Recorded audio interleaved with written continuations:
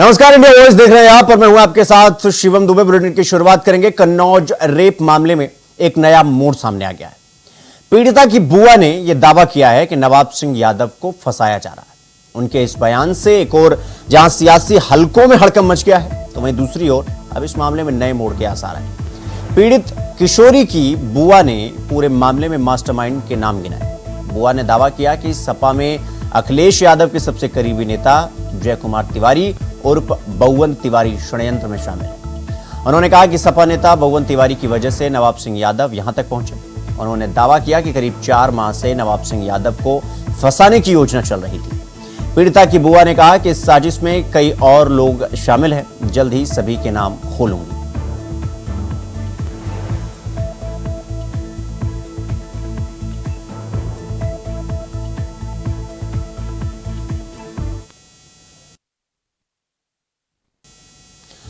तो कन्नौज रेप मामले में नया मोड़ आया है। ये 2 घटनाओं का जिक्र कर रहे हैं आपके सामने, अयोध्या कांड और कन्नौज कांड। अयोध्या कांड और कन्नौज कांड, ये 2 ऐसे घिनौने वारदात या कहें घटना जो अयोध्या कांड और कन्नौज कांड को एक तरह ही दिखाते हैं, और दोनों में ही समाजवादी पार्टी के नेता या समाजवादी पार्टी से जुड़े हुए लोगों के नाम सामने आए हैं। तो नवाब सिंह यादव को फंसाया जा रहा है, ऐसा कहना है पीड़ित किशोरी की बुआ का। तो अयोध्या कांड और कन्नौज कांड, तो कन्नौज मामले में पीड़िता की बुआ का यह दावा है। तो आपको बता दें कि अयोध्या कांड और कन्नौज कांड, ये दोनों घटनाएं इस वक्त उत्तर प्रदेश में सुर्खियां बटोर।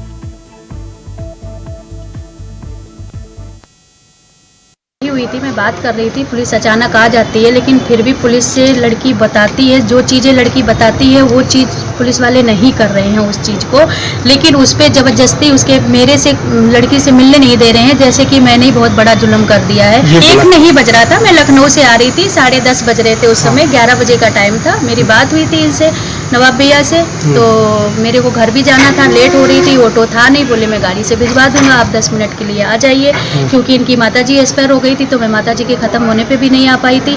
और ऐसा नहीं है कि हमारी इनसे पुरानी दुश्मनी है, कोई दुश्मनी हमारी इनसे नहीं है, बाकी हम आज 8-9 सालों से संपर्क में हैं और हमारी बात भी होती है। हाँ, ये लड़की हमारे साथ में थी, हम लोग लखनऊ से वापस लौट रहे थे, तो लड़की को अकेला नहीं छोड़ सकते थे, इसलिए मैंने सोचा 10 मिनट के लिए मैं बात कर लेती हूँ, मिल लेती हूँ, इसके बाद में भैया मुझे गाड़ी से छुड़वा देंगे। रिलेशन में क्या लगती है आपकी? हमारी भतीजी है। भतीजी लगती है। बाहर जाके फ़ोन कैसे कर लिया मुझे नहीं पता, मैं बैठी हुई थी चेयर पे, मैं बात कर रही थी, उसने बोला कि मुझे मम्मी से बात करनी है, तो मैंने बोला मम्मी से बात करनी है तो कर लो। उसने कैसे 100 नंबर पे फ़ोन किया मैं नहीं समझ।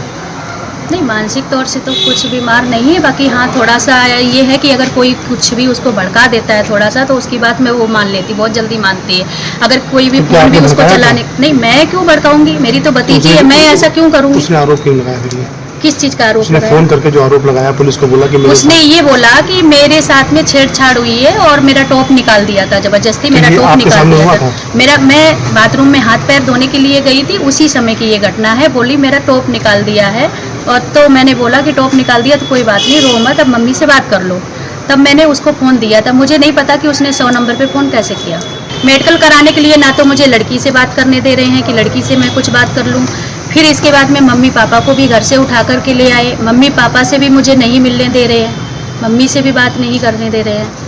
क्या उन्होंने? बहुत सारे, कुछ एक ही नेता नहीं है इसमें, एक ही लोग शामिल नहीं है, कम से कम 3 लोग हैं, वो भी पंडित हैं। उनके समय आने पे मैं आप लोगों को नाम बता दूंगी। तो क्या उन्होंने आपको भेजा था? नहीं, उन्होंने भेजा नहीं था मुझे, वो काफ़ी समय पहले हम लोग बातचीत होती है, तो मैं मिली थी, तो बहुत समय पहले की बात है, करीब 6 महीने पहले की बात है इस चीज़ को। अभी चुनाव का समय आ रहा है, 24 का टाइम बहुत जल्दी आने वाला है, तो पता है कि बहुत सारे मैडम निकल के आ ही जाते हैं। किसी की तो साजिश है, किसी की नहीं, 3-4 लोगों की साजिश है। कुछ पॉलिटिकल जुड़ भी है जी, राजनीतिक। ये आप ऐसे समझ लीजिए कि सपा वालों के ही कार्य हैं, जितने बड़े बड़े लोग हैं। अब आप कुछ समझ सकते हैं कि कन्नौज के अंदर सबसे बड़े लोग कौन है, 2-3। समय आने पे मैं आप लोगों को नाम बिल्कुल क्लियर करके बता दूंगी। किसी ने आपसे संपर्क किया था क्या? नहीं, संपर्क तो नहीं किया था, 4 महीने पहले मेरी बात हुई थी। किससे हुई थी, कैसे हुई थी, मैं बता नवाब सिंह कैसे फंसाया जाए? नहीं, ऐसा नहीं कि नवाब सिंह को कैसे फंसाया जाए, ऐसा नहीं हुआ था कि कैसे फंसाया जाए। तो रुक करेंगे अगली खबर की ओर। उत्तर प्रदेश के अयोध्या में गौशाला निर्माण में धांधली का मामला सामने आया है। 15,34,000 की लागत से बने इस अस्थायी गौशाला का उद्घाटन 5 अगस्त को रुदौली के विधायक रामचंद्र यादव ने किया था, लेकिन 2023 से चल रहे निर्माण कार्य के बाद भी पशुओं के खाने पीने तक का कोई व्यवस्था यहां नहीं है। यहां तक कि उद्घाटन समारोह में या यूं कहें भ्रष्टाचार समारोह में ब्लॉक के कई अधिकारी भी शामिल थे। प्रदेश सरकार बेसहारा पशुओं को लेकर गंभीर है। जिले में अस्थायी गौशाला खोलने के नाम पर खुले तौर पर खानापूर्ति की जा रही है। कई महीने बीते जाने के बाद भी गौशालाएं अधूरी पड़ी हुई हैं। इनमें ज्यादातर गौशालाओं में एक भी पशु नहीं है।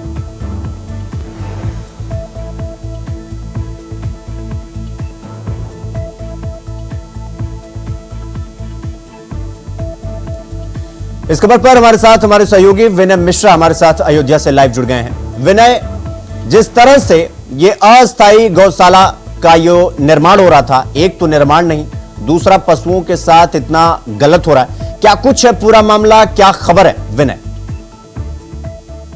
यहाँ पे बता दूं कि रुदौली में जो है 4 अस्थायी गौशाला का उद्घाटन जो है 5 अगस्त को किया गया है, जिसमें 2 महुई ब्लॉक में था और 2 रुदौली ब्लॉक में अंतर्गत था। और उनका निर्माण कार्य भी 2023 से दिखाया गया है कि कागजों पे निर्माण कार्य चल रहा है, लेकिन जब मौके पे इंडिया वाइज की टीम वहाँ पहुंचती है तो आधा अधूरा काम देखती है। उद्घाटन समारोह में ब्लॉक के अधिकारी भी शामिल होते हैं, क्षेत्रीय विधायक रामचंद्र यादव भी शामिल होते हैं, लेकिन इन लोगों ने इस मुद्दे को नहीं उठाया कि अस्थायी गौशाला है, इसका निर्माण कार्य अभी आधा अधूरा है, तो ये इसका उद्घाटन क्यों कराया जा रहा है, जबकि वहाँ पे जो नियमता जो है लगभग 15,40,000 रुपए की लागत से बना है। तो यहाँ भूसे रखने की भी कोई व्यवस्था नहीं, ना जानवरों की पानी पीने की व्यवस्था है। और तस्वीरों भी साफ तौर पर देख सकते हैं कि वहाँ पे एक भी कुत्ता जानवर वहाँ पे नहीं है। तो ऐसे में बड़ा सवाल खड़ा करता है कि जब तस्वीर भी नहीं है और निर्माण कार्य आधा अधूरा है, इतनी जल्दी क्या थी कि उद्घाटन जो है आनंद फानंद में कर दिया गया है और उद्घाटन कर दिया गया है। लगभग 15,40,000 रुपए भी खर्च कर दिए गए और पैसे भी मतलब करके खर्च हुए, उसके बाद भी आधा अधूरा पड़ा। तो इससे साफ जाहिर है यहाँ पे भ्रष्टाचार का मामला यहाँ पे उजागर हुआ है।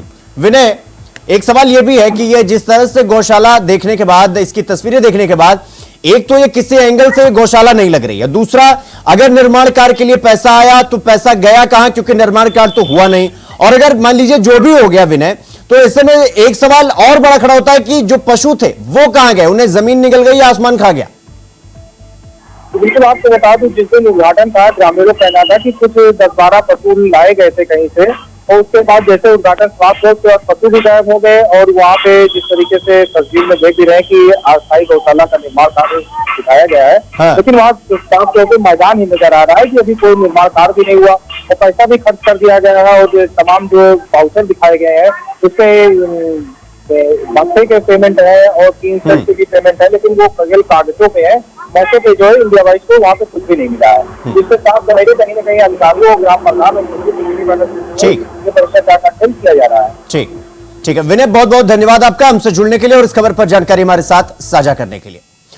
रुक करेंगे अगली खबर की ओर। 2025 में प्रयागराज में होने वाले महाकुंभ भव्य और पर्यावरण के अनुकूल होगा। इस बार मेले में 10 करोड़ श्रद्धालुओं के आने का अनुमान, जिसके चलते मेला क्षेत्र का विस्तार 4,000 हेक्टेयर में किया जाएगा। साथ ही 1,900 हेक्टेयर में पार्किंग की व्यवस्था की जाएगी। महाकुंभ की विशालता को देखते हुए मेला 25 सेक्टरों में अलग अलग विभाजित किया जाएगा और पीपा पुलों की संख्या 22 से बढ़ाकर 30 कर दी जाएगी। इस बार 2019 के कुंभ मेले से भी अधिक श्रद्धालुओं के आने की उम्मीद है और इसी के चलते महाकुंभ की सुविधाओं में भी बढ़ोतरी की जा रही है। श्रद्धालुओं की सुरक्षा के लिए इस बार अभूतपूर्व व्यवस्था की जाएगी। संगम पर स्नान करने वालों को डूबने से बचाने के लिए जल पुलिस के साथ ही अंडर वाटर ड्रोन भी तैनात किया जाएगा। यह ड्रोन 300 मीटर के दायरे में किसी भी डूबते व्यक्ति को खोजने में सक्षम होगा और 1 मिनट में 1.5 किलोमीटर की दूरी तय कर सकेगा।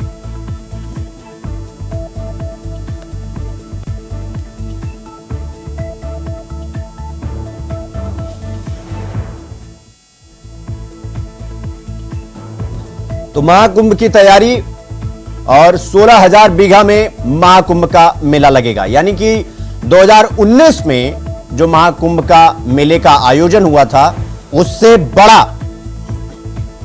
मेला इस बार 2025 में लगेगा और उसकी तैयारी भी बहुत जोर शोर से की जा रही है। 10 करोड़ से अधिक श्रद्धालुओं की आने की संभावना है। ऐसे समझिए कि पूरे कुंभ मेले को 30 अलग अलग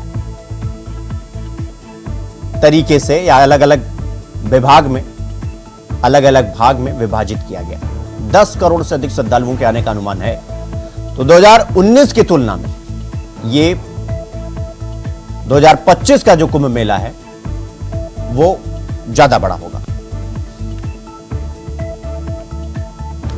इस खबर पर हमारे साथ हमारे सहयोगी शोएब रिजवी संवाददाता प्रयागराज से जुड़ गए हैं लाइव हमारे साथ। शोएब, जिस तरह से 2019 में कुंभ मेला हुआ था उससे बड़ा आयोजन किया जा रहा है इस बार, तो कितना बड़ा यह मेला रहने वाला है? क्या कुछ तैयारी की गई है इसको लेकर?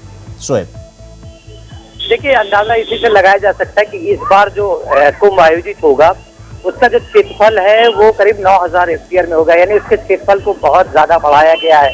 तो कह सकते हैं कि एक बड़ा आयोजन होने की तैयारी शुरू हो चुकी है। क्योंकि एक बहुत बड़ा आयोजन होना है, इसलिए अभी से प्रशासनिक अमला एक्टिव है। और आज इसी सिलसिले में एक बड़ी बैठक जो CCC यहाँ पर परेड ग्राउंड में ऑफिस है प्राधिकरण का, मेला प्राधिकरण का, वहाँ पे एक बड़ी बैठक हुई थी जहाँ पे जो भी प्रशासनिक बड़े अधिकारी हैं सभी वहाँ पे मौजूद थे। मंडलायुक्त के नेतृत्व में ये बैठक हुई थी। इसमें तमाम जो योजनाएं, परियोजनाएं मेला को लेकर के चलाई जा रही हैं उसको किस तरह से समय पर पूरा किया जाए, इस पर मंथन हुआ है। इस बार जो संस्थाओं को या जो भूमि का आवंटन होता है साधु संतों की संस्थाओं को या अलग अलग संस्थाओं को, उसको कंप्यूटराइज किया गया है। तो उसका सॉफ्टवेयर जो है उसको आज एक तरह से चेक किया गया, इसका डिमॉन्स्ट्रेशन किया गया है, ताकि जो अलग अलग संस्थाओं को भूमि आवंटित की जाती है, खासतौर से अखाड़ों को, साधु संतों को, तमाम जो संस्थाएं वहाँ पर, चूंकि एक तंबुओं का शहर बसता है, एक नया शहर बसता है, उस शहर की पूरी व्यवस्था देखने के लिए थाने और चौकी का निर्माण किया जाता है, पुलिस लाइन बनाई जाती है, तमाम अधिकारी। तो उसको समय पर कैसे पूरा किया जाए इसको लेकर के तैयारियां की जा रही है। हालांकि जो आज की बैठक है इसमें जो डेडलाइन है वो अक्टूबर महीने की बताई जा रही है कि अक्टूबर महीने तक ये सारी व्यवस्थाएं कर ली जाएंगी। क्योंकि कुंभ का आयोजन होता है तो उसकी तैयारियां पहले से शुरू हो जाती है। जो संगम का इलाका है, क्योंकि अभी बाढ़ की वजह से वहाँ पे जल भरा हुआ है, तो वहाँ के कार्य अभी जरूर बाधित है, लेकिन जैसे जैसे जल वहाँ से हटेगा वहाँ के कामों में तेजी आएगी। लेकिन जो पक्के निर्माण के कार्य है, घाटों का काम है, उसको कैसे समय से पूरा किया जाए, संस्थाओं को किस तरह से बसाया जाएगा, उसकी क्या योजना होगी, ट्रैफिक जो बड़ी संख्या में श्रद्धालु आते हैं उनको कैसी बढ़िया ट्रैफिक व्यवस्था मिले, उसको लेकर के, पार्किंग को लेकर के तमाम जो चीजें उस पर मंथन हुआ। तमाम विभागों के अधिकारी थे, मंडलायुक्त के नेतृत्व में ये बैठक हुई है और ये उम्मीद की जा रही है कि अक्टूबर में, चूंकि ये 13 जनवरी से लेकर 26 फरवरी तक बड़े स्नानों के साथ ये मेला आयोजित होगा। 14 जनवरी से तक शुरुआत होगी, लेकिन उससे पहले जो वहाँ पे अखाड़े हैं या जो साधु संतों के कैंप है वो स्थापित हो जाएंगे। प्रशासनिक जो तैयारियां हैं घाटों को लेकर के, जो पुलिस लाइन है, पुलिस की व्यवस्था है, उसको कैसे समय पर पूरा किया जाए, उसको लेकर के आज बाकायदा बड़ी बैठक की गई है। इससे पहले भी बैठकों का दौर जारी है और अभी इस तरह की बैठकें न सिर्फ प्रशासनिक लेवल पर, जो मुख्यमंत्री है खुद इसकी मॉनिटरिंग कर रहे हैं, जो मॉनिटरिंग कमेटी है वो इस पूरी तैयारियों की मॉनिटरिंग कर रहा है कि कैसे समय पर इसको पूरा किया जाए। अगस्त का महीना चल रहा है और लगभग खात्मे की तरफ है, यानी कि 3 महीने का समय बचा हुआ है इस साल में, शेष बचा हुआ 1 महीना अगर 2025 का पकड़ लें, 4 महीने का समय बचा है। क्या कुछ तैयारी अभी तक की गई है? कितनी तैयारी की जा चुकी है, कितना बाकी है और उसमें अनुमानित कितना समय लगेगा और कितना व्यापक तौर पे यह मेला होने वाला है? क्योंकि अनुमानित जो आंकड़ा है श्रद्धालुओं के पहुंचने का वो 10 करोड़ है। बिल्कुल, देखिए, क्योंकि यहाँ की जो भौगोलिक स्थिति है जो संगम क्षेत्र की है, वहाँ पर एक तकनीकी कह सकते हैं कि चीजें होती है कि हर बार जो बारिश का महीना आता है तो वहाँ पे जल भराव हो जाता है, तो उस पूरे इलाके में जो काम होता है वो कहीं ना कहीं थोड़ा सा लेट शुरू होता है। लेकिन जो पक्के निर्माण है या जो ऐसे कार्य है जैसे ट्रैफिक व्यवस्था कैसे करनी है, ट्रैफिक के लिए जो यातायात व्यवस्था की जाएगी, उसमें जो ऐसे स्टैंड बनाए जाएंगे वो कहाँ पर बनाए जाएंगे, उन सब सारे एक तरह से कैसे रोड मैप पूरा तैयार हो चुका है, उसकी तैयारियां शुरू हो चुकी हैं। जो ऐसे काम हैं जिनका समय सीमा निर्धारित है वो समय से कर लिए जाएंगे। उसके अलावा कह सकते हैं कि अक्टूबर के बाद जो तमाम संस्थाएं या मेला से जुड़े जो साधु संतों के कैंप है वो लगना शुरू हो जाएंगे। तो जो पक्के काम है या ऐसे काम है उसमें अब तेजी लाई जा रही है, आने वाले दिनों में और तेजी दिखाएगी। तो कह सकते हैं कि जो इनकी समय सीमा है वो अक्टूबर की डेडलाइन, जैसा कि आज बताया कि जो पक्के काम है, जो बड़े काम है वो सब इस दौरान कर लिए जाएंगे। उसके बाद जो मेला के अलग अलग काम है उसको भी तेजी से, जो एक पूरा शहर बसाया जाता है उसको करने में अब तेजी लाई जाएगी। तो ये कह सकते हैं कि इनकी तैयारियों के हिसाब से जो अधिकारी हैं वो इस बात से संतुष्ट है कि समय पर सारे काम कुंभ से जुड़े हुए पूरे हो जाएंगे। और उसी सिलसिले में इस तरह की बैठकें शुरू की गई हैं। बैठकों में किस तरह से जिसको अमली जामा पहनाना है, कैसे समय पर काम पूरा करना है, उसी को लेकर के आज तमाम अधिकारियों के साथ मंथन हुआ था।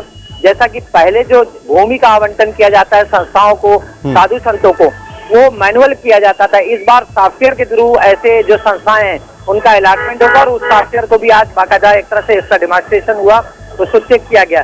तो इस तरह के जो बुनियादी काम है या वहाँ पे रिवर जो बनाना है, जो सड़कों के काम है या जो इस तरह के घाट है जिनको पक्का बनाना है, उनमें तेजी लाने की आज से एक तरह से कह सकते हैं बातचीत हुई है। और उम्मीद की जा रही है कि जो समय सीमा निर्धारित की गई है वो समय सीमा पर ये सारे काम हो जाएंगे। ठीक है शोएब, बहुत बहुत धन्यवाद हमारे साथ जुड़ने के लिए और इस पूरी खबर पर जानकारी हमारे साथ साझा करने के लिए। तो रुकेंगे एक छोटे से ब्रेक के लिए, खबरों का सिलसिला जारी है, फौरन लौट रहा है। ब्रेक के बाद एक बार फिर आप सबका स्वागत है मेरे साथ। रुक करेंगे अगली खबर की ओर। आमतौर पर शिवलिंग की पूजा जलाभिषेक या दुग्धाभिषेक से की जाती है, यानी कि या तो जल से या दूध से। लेकिन अमेठी में एक ऐसा मंदिर है जहां सावन के महीने में शिवलिंग पर जलाभिषेक नहीं किया जाता। यहां के मंदिर में स्थापित शिवलिंग पर पूरे महीने सिर्फ चावल और जौ से पूजा की जाती है। जौ से यह मंदिर अमेठी के सगरा बाबूगंज स्थित स्वामी परमहंस आश्रम है। पूरे सावन भर देश की सुख समृद्धि और शांति को लेकर यहां हवन पूजन है। सागर आश्रम के मंदिर में भगवान महाकाल की शिवलिंग स्थापित की गई। इस दौरान जीएसटी कमिश्नर भूपेंद्र शुक्ला और गौरीगंज विधानसभा से समाजवादी पार्टी के प्रत्याशी डॉक्टर सिंधुजीत सिंह ने विधिवत पूजा की।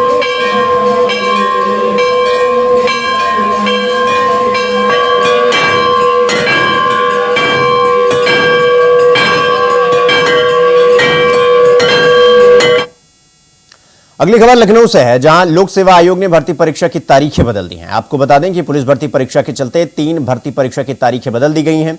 यूपी पुलिस भर्ती परीक्षा अब 23 से 31 अगस्त के बीच होगी। होम्योपैथिक चिकित्सा अधिकारी स्क्रीनिंग परीक्षा 15 सितंबर को होगी।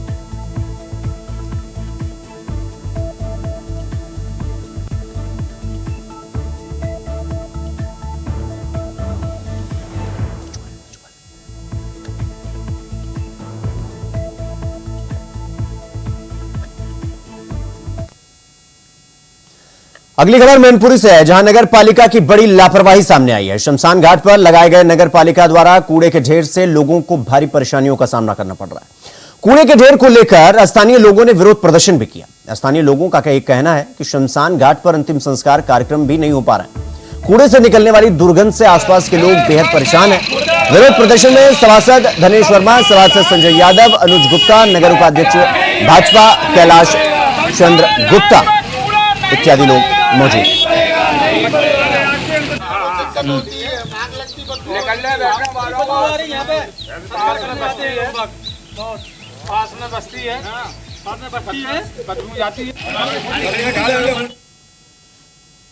तो उत्तर प्रदेश के इटावा से इंसानियत को शर्मसार करने वाला एक वीडियो सामने आया है, जहां नारियल से भरा एक वाहन पलट गया। इसमें ड्राइवर बुरी तरह घायल हो गया, मगर मदद करने के बजाय लोग बिखरे हुए नारियल को लूटने में लग गए। कार सवार से लेकर दुपहिया वाहन तक, पैदल चलने वाले तक, राहगीर से स्थानीय लोगों तक सभी नारियल लूटकर अपने साथ ले जाने लगे। आपको बता दें कि मामला इटावा मानिकपुर मोड़ क्षेत्र के पास NH-19 का है।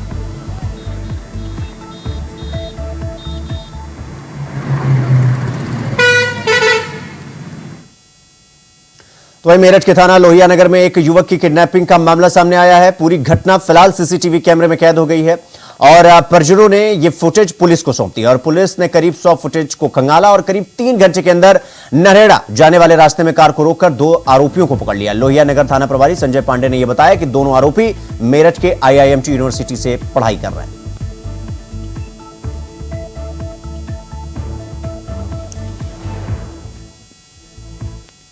लोहिया नगर थाना क्षेत्र में आज दोपहर में कुछ लोगों ने एक युवक का अपहरण का प्रयास किया, जिसमें कि पुलिस ने तत्काल उसमें पीछा कर उनको छुड़वाया और इसमें जो अभियुक्त हैं उनकी गाड़ी और उन अभियुक्तों की शिनाख्त हुई है। इसमें पुलिस ने गंभीर धाराओं में मुकदमा दर्ज किया है। दोनों ही पक्ष एक ही समुदाय से हैं और इनमें आपसी झगड़ा चल रहा था, जिसके चलते दूसरे पक्ष ने इस युवक को गाड़ी में डाल के ले गए और इनसे मारपीट कर इनके विरुद्ध हानि का प्रयास किया। इसमें मुकदमा दर्ज है और इसमें शीघ्र ही गिरफ्तारी कर आगे कार्रवाई की जाएगी। कुछ संदिग्धों को पूछताछ के लिए पुलिस ने हिरासत।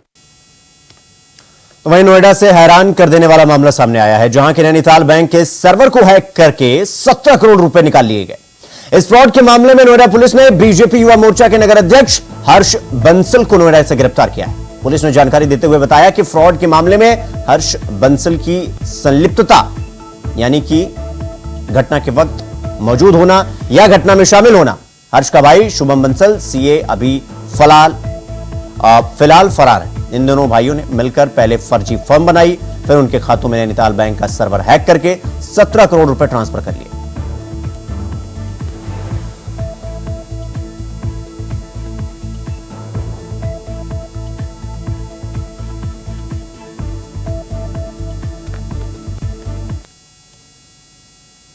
रुक करेंगे अगली खबर की ओर। वाराणसी में जिलाधिकारी ने हरी झंडी दिखाकर हर घर तिरंगा अभियान का आगाज किया। जिलाधिकारी कार्यालय से तिरंगा यात्रा की शुरुआत की गई। यह यात्रा वाराणसी जिलाधिकारी कार्यालय से प्रारंभ होकर जिला जेल चौका घाट तक पहुंची और इस दौरान होमगार्ड के जवानों ने भारत माता की जय और वंदे मातरम का उद्घोष किया। पूर्व मंडलीय कमांडेंट होमगार्ड गिरिराज सिंह ने जिलाधिकारी S राजलिंगम को बुके देकर स्वागत किया। इस मौके पर तमाम अधिकारी मौजूद हैं।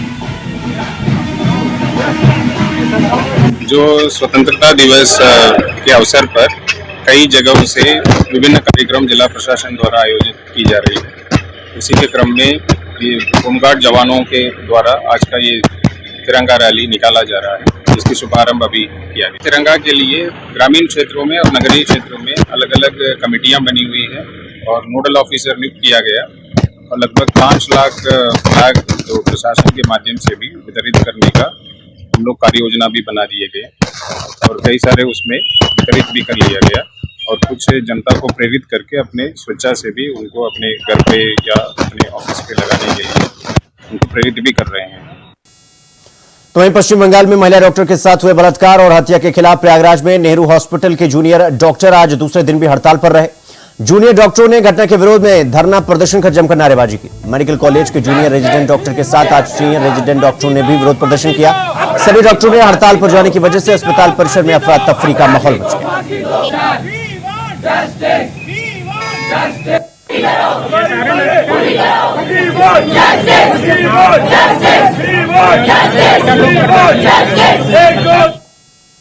तो बुलेटिन में फिलहाल अभी के लिए बस इतना ही। देश और दुनिया की तमाम खबरों को देखने के लिए देखते रहिए इंडिया वॉइस। नमस्कार।